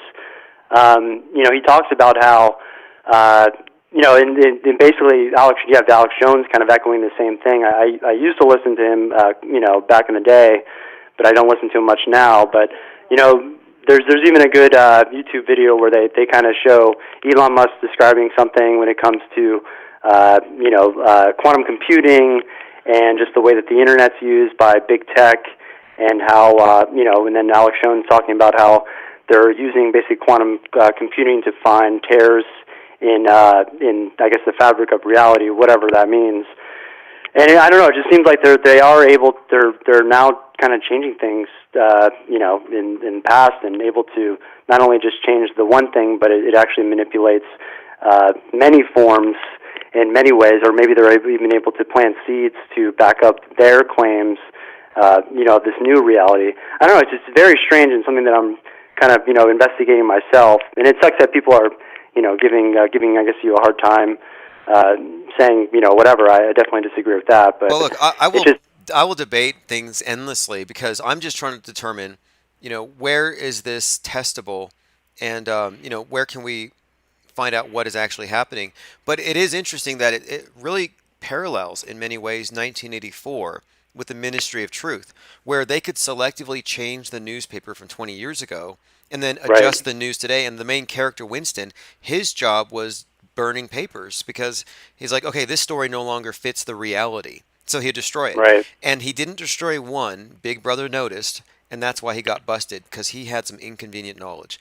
So Mhm. are we looking at some super high tech reality curation? I hope not.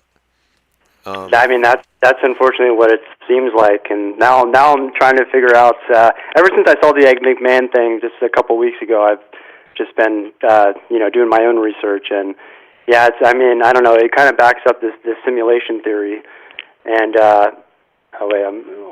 what else? Well, I'm not sure about that one, so I'm not sure. Well, the movie comes Anyway, out tomorrow. sorry, I have The other movie, people here. yeah, there's a movie that comes out that tomorrow. they're into Mandela as well. Yeah, well, But tell them. I don't know. I just appreciate you talking about it because I think it's something that needs to be talked about more in public and investigated because it's just very, very strange. Sure, and you know what? I try to avoid echo chambers, and so I'm happy to talk about something, even if my views are contentious. Yeah, you know what? I'm sorry, my sound went off, man. Let me go ahead. Hello? 1 second. Oh, drop the call. Is my sound still on? In here. I think my sound just went off.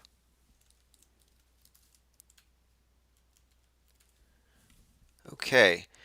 So yes. Anyway, my point is that it's an open topic, open conversation. It's not over yet. There's a movie tomorrow, and okay, my sound is still on.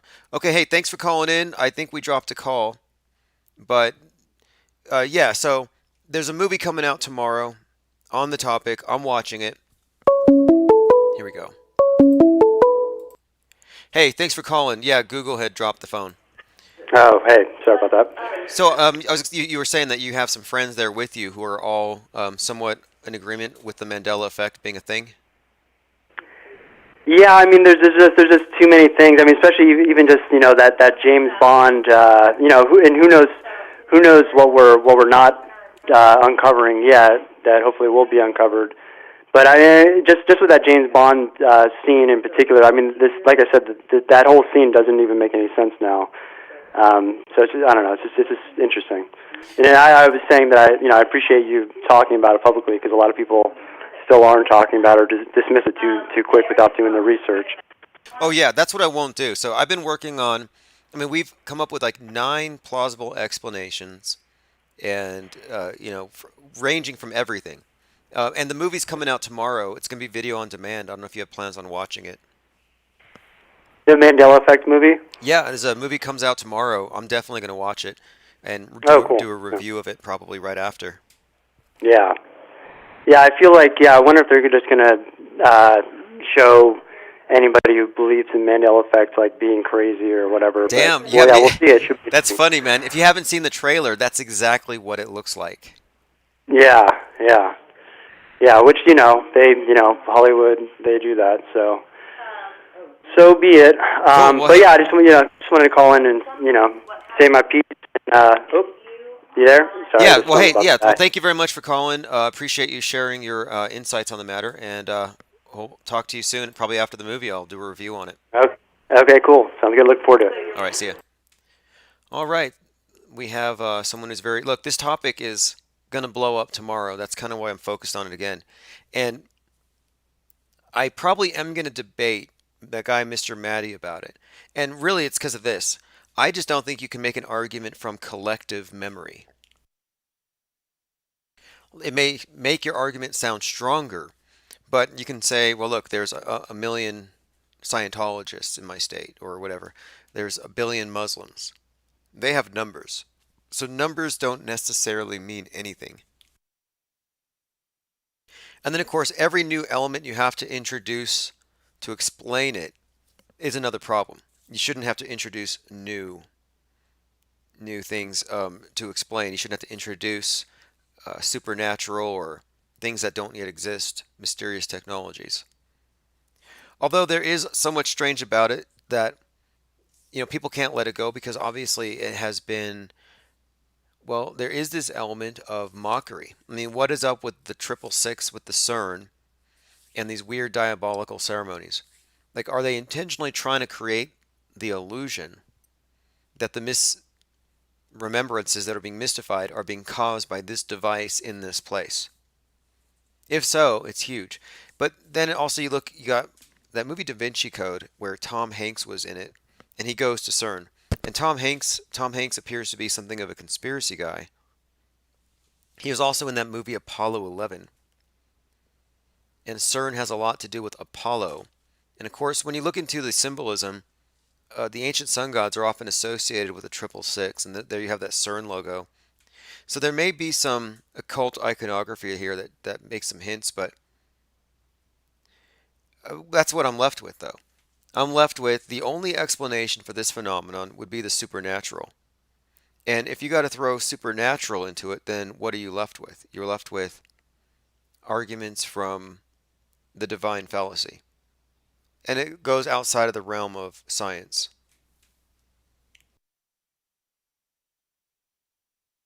This is where it's at, says Tom Hanks is Satan. Well, there we go. Tom Hanks, 6 weeks or 42 days before Isaac Cappy's death, was Instagramming pictures of roadkill on Route 66, which is the course, that's the road that Cappy was on when he died. Like, that was kind of odd. And so there's Tom Hanks being implicated by Isaac Cappy as a part of this Hollywood elitist cabal of adrenochrome junkies and human traffickers. The Pizzagate crew. So I'm like, wait, is Tom Hanks with the Pizzagate crew being called out by a QAnon icon who then gets killed? Same Tom Hanks is now in Mr. Rogers, which is a huge Mandela effect for the affected. At the same time that the Mandela Effect movie is out. And if you didn't see this, when that Mr. Rogers movie was being promoted on Drudge Report, right above it there was an article about how Chick-fil-A is no longer going to do something. They're no longer going to donate to some group or whatever. It's just some BS story. But they use the old logo without the K in Chick-fil-A. And is right above Tom Hanks playing Mr. Rogers. And above that was something about JFK's death. Another big Mandela effect. So you got JFK, you got Mr. Rogers, and Chick-fil-A, all on the Drudge Report as the Mandela Effect movie's coming out. And so I'm seeing this as, okay, well, this is kind of strange. Now, the movie itself, though, definitely seems to be pointing at mental illness caused by too much interneting or something. Ideas are dangerous things. That's the tagline for the movie. And that's also, by the way, the tagline from Susan Wojcicki. Ideas are dangerous things. Got to protect you from the toxic ideas that have bad virality. I mean, pretty much. That's been the mantra of the MSM. Like, ideas are dangerous things. You better let us handle that. It's too much for you common people. It's too much for you sheeple. Let the technocrats handle the ideas. And we'll be the ones who'll disseminate them through our universities, our institutions, and our mouthpieces. We can't have unapproved ideas being spread by people we don't control. Like, that's pretty much how they roll.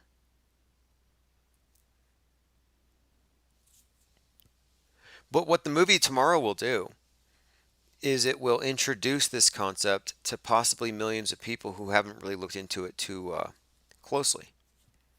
So my question earlier was been, and I'm not even joking, is there going to be an influx of affected people who are suddenly just stricken with cognitive dissonance, trying to find an answer, like, where the hell are we? Why don't you believe me? Like, what's going to happen?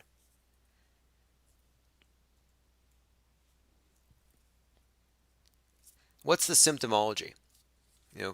Doctor, I'm pretty sure that Ed McMahon used to hand out checks for Publishers Clearinghouse. And the doctor's going to say, yeah, he did, so what? And that's going to drive them bonkers too.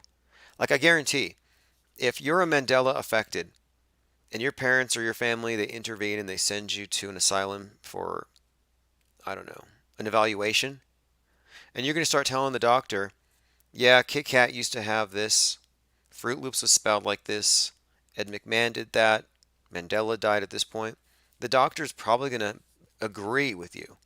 He's like, yeah, what's the problem? And then you're going to tell the doctor, it didn't happen that way. It was Berenstain. He didn't die at that time. Kit Kat didn't have that. You're going to run down the list of Mandela effects from Ed McMahon on down, and the doctor is going to be Mandela affected. And then he's going to say, holy crap, you mean they're trying to put you in here because you're Mandela affected, and I'm Mandela affected too.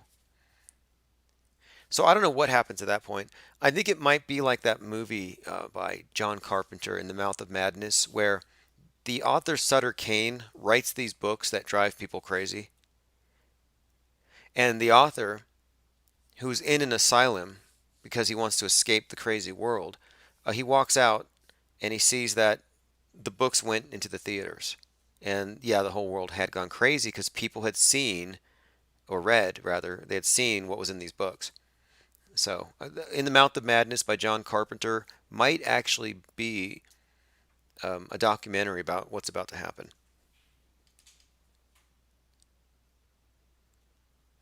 This is where it's at. It says Mandela's going to get them Baker acted.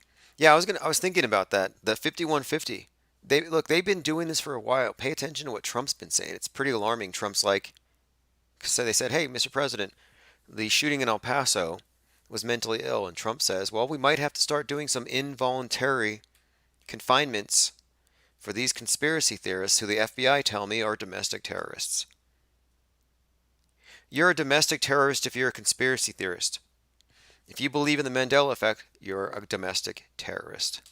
Think about that connection. They've actually connected those dots. If you disagree with me over the spelling of Fruit Loops, you are a terrorist, according to Big Brother.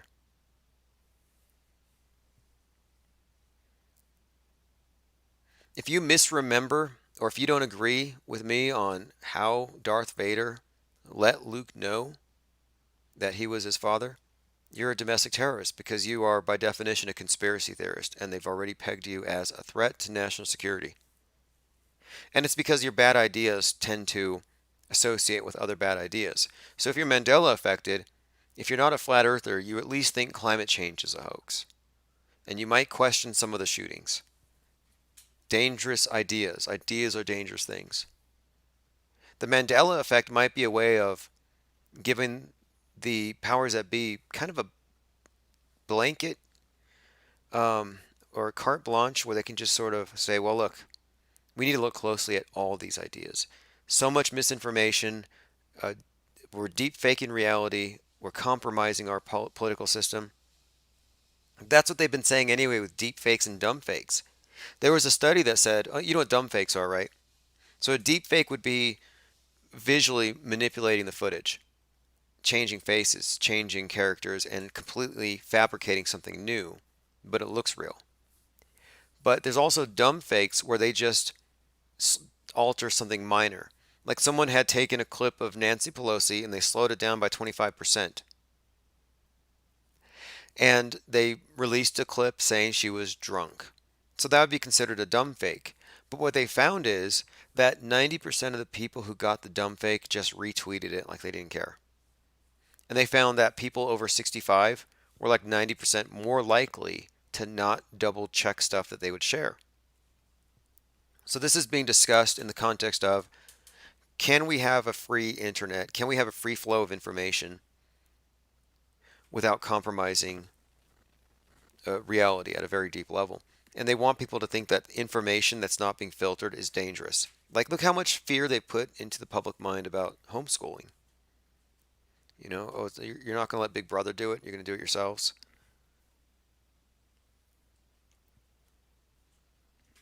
Okay, so tomorrow I'm going to be watching the movie Mandela Effect. Hopefully it doesn't Mendoozle me. Hopefully I come out of it okay. But I'm going to be watching very closely, the headlines, the reviews, to see, I'm very interested to see where it goes.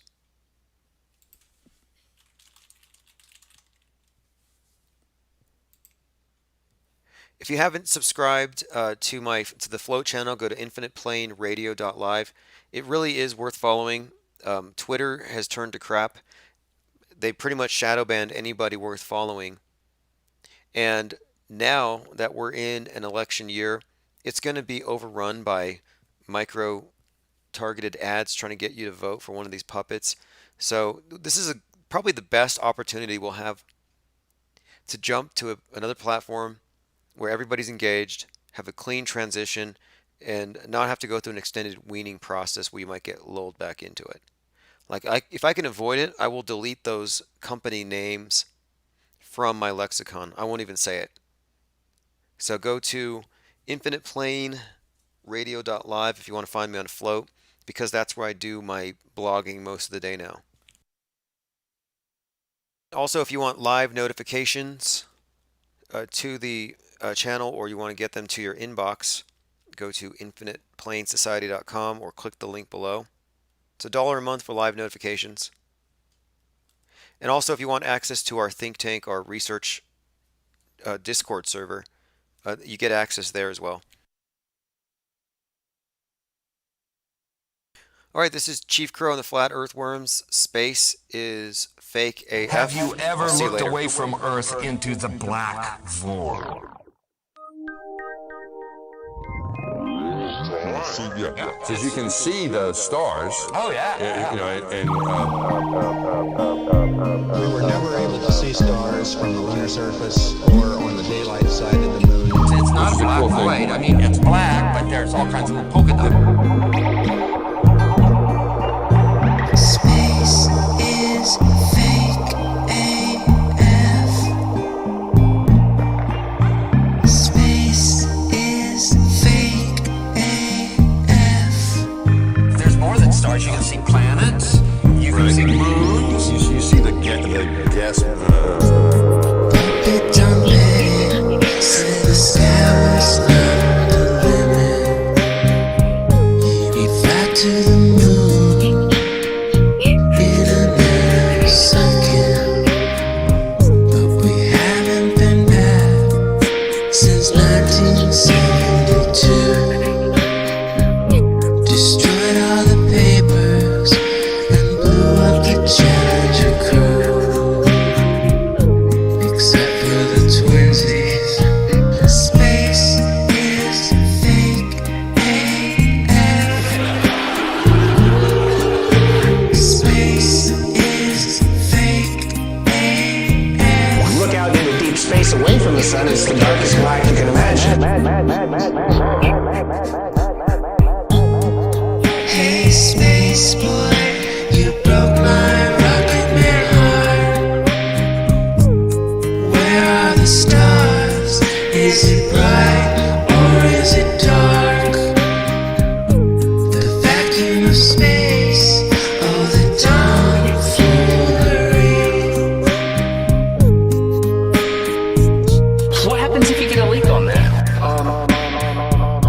You have a leak.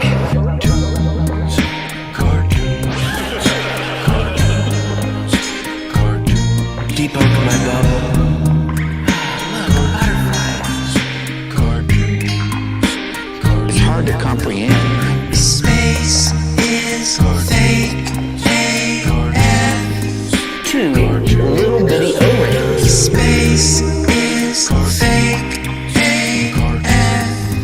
It's not what you think, homeboy. Space is fake AF. I'll just start doing this. Space is fake AF. Research Eddie Bravo. You just have a leak, and what you would do is lose air.